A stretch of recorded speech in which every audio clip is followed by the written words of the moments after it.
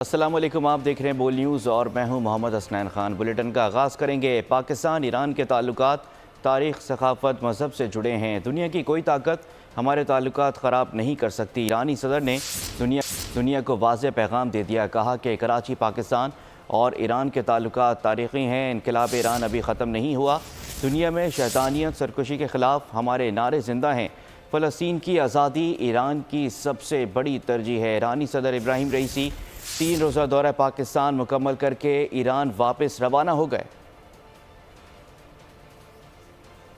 دوست می داشتم در این سفر در اجتماعات پرشور و با نشاط مردم عزیز پاکستان در جای جای این کشور سلام رهبر فرزانه انقلاب اسلامی امام خامنه ای حفظه الله تعالی به مردم عزیز و همیشه در صحنه پاکستان ابلاغ می کردم، لکن این زمینه حاصل نشد.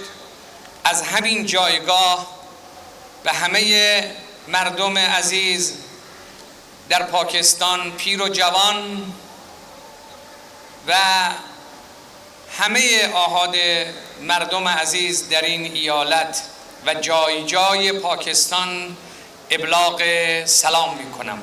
علاقه مردم ایران و مردم پاکستان به مردم سالاری دینی، علاقه دو ملت، دو دولت و دو سرزمین به عدالت خواهی طلبی ریشه در اعتقادات و باورهای دو کشور و دو ملت دارد.